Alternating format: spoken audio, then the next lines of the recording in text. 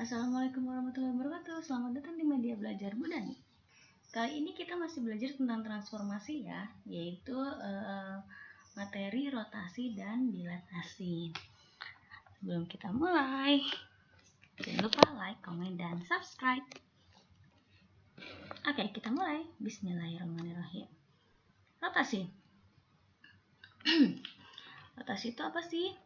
Rotasi itu adalah bentuk transformasi yang memutar setiap titik pada gambar sampai sudut dan arah tertentu terhadap titik tetap.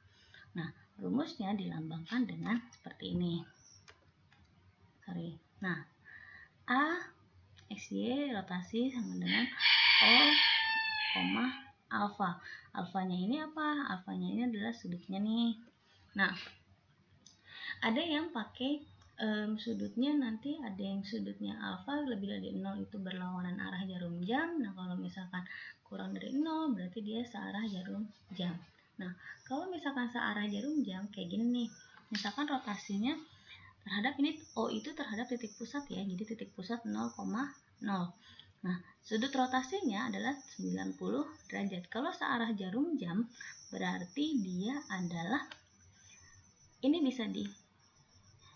bisa disebut juga sudut rotasinya dia bisa negatif 90 derajat. Jadi kalau misalkan ada yang negatif 90 derajat itu yang mana? Jangan bingung, pakai aja rumus yang searah jarum jam itu berarti negatif 90 derajat. Jadi intinya kalau misalkan berlawanan dia positif, kalau searah malah justru negatif. Nah, bisa juga ini kalau misalkan yang searah jarum jam ini bisa juga disebut dengan sudut 270 derajat. Kalau 270 derajat itu juga yang searah jarum jam. Jadi bisa minus 90 Y atau negatif 90 derajat atau 270 derajat. Rumusnya apa? Yang ini nih. Y sama dengan negatif X. Kalau misalkan di sini X, Y berarti dengan Y sama dengan negatif X. Nah, kalau yang searah berlawanan arah jarum jam berarti 90 derajat tetap. Nah, dia tetap negatif 9 Y negatif Y, X kayak gitu. Nah, kenapa kayak gitu? Karena rotasinya itu kalau misalkan ada sudut kan gini kan. Nah, dia ke arah karena selalu berlawanan arah jarum jam. Ini 90, ini 180 derajat. Nah, ini 270 derajat dan ini 360 derajat. Gitu kan? Jadi dia kalau misalkan berlawanan arah jarum jam pasti dia positif. Kalau misalkan dia negatif berarti kan kayak negatif dari 0 ini kan atau 0 atau 0 derajat. Itu kan dari 0 derajat kalau searah jarum jam berarti kan kesini kan. Kalau searah berarti kan dia negatif 90 derajat atau 270 kayak gitu. Nah, ada soalnya gimana sih kayak gini. Diketahui titik C 2,-5 dirotasikan sejauh 180 derajat searah jarum jam. Nah, kalau misalkan 180 derajat nih, kenapa 180 derajat searah sama berlawanan itu sama? Karena kan yang tadi saya bilang, ini 180, dia mau ini 0 derajat atau 360, ini 270, ini 90 kan. Dia mau searah, ini berlawanan arah atau searah jarum jam, dia tetapkan di sini. Jadi ya pasti rumusnya sama nih. Jadi udah tinggal C 2,-5 gitu kan. Dirotasikan ini 0 O, ini 180 derajat gitu kan. Searah jarum jam gitu kan. Minus atau jadi dia mau minus ini kan yang ini minus kan negatif 180 mau dia itu nggak masalah. Di sini rumusnya apa? Negatif X, negatif Y. Nah, berarti ya udah C aksen ya sama dengan negatif X 2. Jadi negatif X jadi negatif 2. Nah, negatif Y ini negatif 5. Jadi dikali negatif jadi dia positif. Hasilnya adalah segini. Hasilnya berapa? Koordinat titik bayangan C aksen ini nih C aksen. C aksennya adalah jadi C aksennya sama dengan C aksen adalah negatif 2,5. Selesai gitu. Nah, ini harus diingat-ingat ya. Sekarang ini sama nih, kalau negatif 5, negatif 7, 270 derajat. 270 derajat tadi yang mana sih? 270 derajat itu ada di 90 derajat tapi searah sama jarum jam. Ini 270 derajat atau negatif 90 derajat gitu kan. Nah, itu hasilnya Y, ini Y, negatif X gitu kan. Ya udah tinggal T, ininya negatif 5, negatif 7. Jadi ini rotasi O, 270 derajat. Nah, jadi ini Y, negatif X kan. Berarti T aksennya sama dengan Y. Y-nya berapa? Negatif 7. Negatif X. Ini negatif 5 jadi positif 5. Ya udah deh. Berarti dapat A-nya sama dengan negatif 7, B-nya sama dengan 5. Gitu, kelar. Oke. Sekarang ini.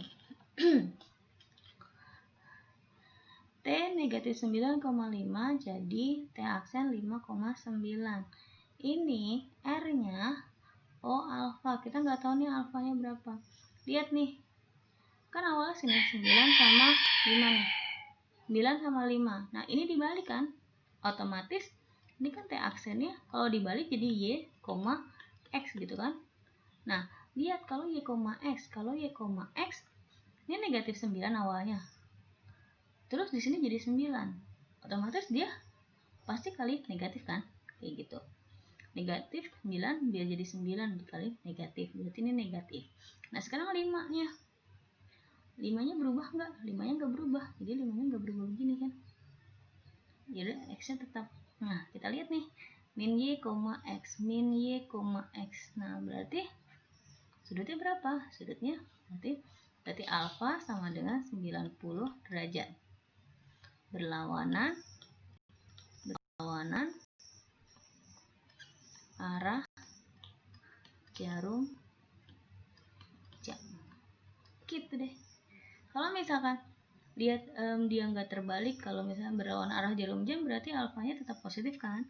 Jadi kalau misalnya ini harus ditulis nih, harus berlawanan arah jarum jam atau searah jarum jam. Kadang ada yang Bu, kalau misalkan ada pilihannya, ada negatif 90, ada positif 90. Lihat, kalau negatif berarti dia, ini kalau negatif dia searah kan, searah jarum jam. Tadi yang pertama, kalau dia positif berarti dia berlawanan arah, kayak gitu. Berlawanan arah jarum jam, seperti itu. Jadi ini alfanya positif atau negatif? Dia alfa tetap positif. Atau ini kan atau berarti alfa sama dengan 90 derajat aja, selesai. Kalau ini udah otomatis berlawanan arah jarum jam. Beda kalau misalkan nanti kalau dia searah jarum jam ya. Kalau dia kamu nulis di sini negatif, berarti dia searah jarum jam, beda lagi kayak gitu, oke? Nah, gitu deh. Itu yang namanya rotasi. Nah, sekarang dilatasi. Dilatasi itu adalah perbesaran atau pengecilan. Nah, merupakan perkalian dari koordinat tiap-tiap titik pada suatu bangun datar dengan faktor skala sebesar K. Jadi kemarin kalau translasi kan geser kan, itu cuma ditambah. Nah, sekarang kalau dilatasi, perbesaran atau pengecilan, dia dikali. Jadi kalau rumusnya gini, kalau dia terhadap titik pusat O, berarti tinggal K dikali X, K dikali Y. Itu gampang ya, oke? Contohnya gini, tentukan bayangan titik A 3,5 dengan faktor skala 5. Berarti ini kan A minus 3,5 gitu kan. Dilatasi ini terhadap pasti, kalau misalkan nggak ketemu berarti di sini 5. berarti A aksennya berapa? Koordinat bayangannya. Tinggal, karena di sini 5, semuanya minus 3 dikali 5, koma, kali 5 nih.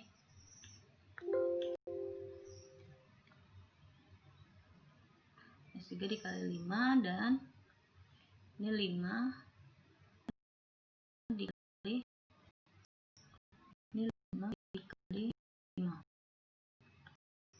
Nah, berarti aksennya sama dengan 3 dikali 5 adalah minus 15, 5 kali 5 adalah 25. Jadi koordinatnya adalah berapa? Aksen koordinat bayangannya adalah negatif 15,25. Selesai. Seperti itu. Jadi tinggal dikali aja. Kalau di sini faktor skalanya 3, tinggal minus 3 kali 3. Kalau skalanya negatif 5, berarti tinggal dikalikan aja kayak gitu. Nah, kalau dia bukan, kalau dia kayak gini, berarti dia artinya dia perbesaran. Jadi nanti semakin besar. Ya, ini kan semakin besar kan? Angkanya semakin besar, berarti nanti bangun datarnya atau bangun datarnya yang terbentuk adalah semakin besar. Nah, kalau gini gimana? Dilatasi terhadap titik pusat sebesar 1/3 kali menghasilkan bayangan segini.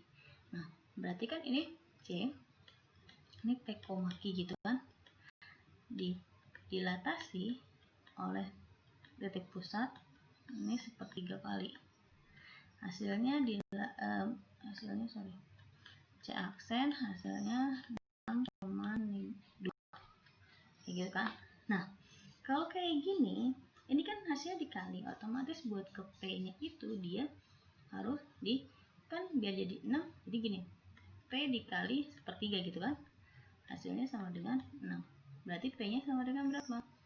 6 dibagi 1/3 sama dengan 6 dikali 3/1 kan, dibalik.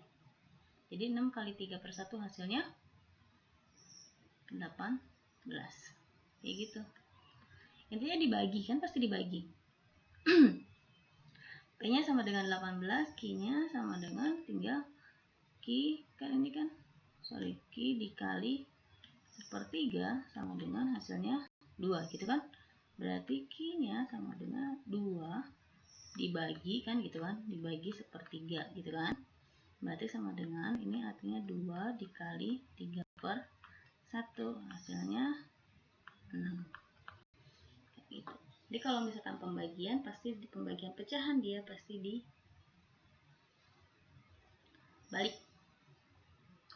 Hasilnya ya udah tinggal tadi koordinat C-nya berarti C sama dengan 18,6.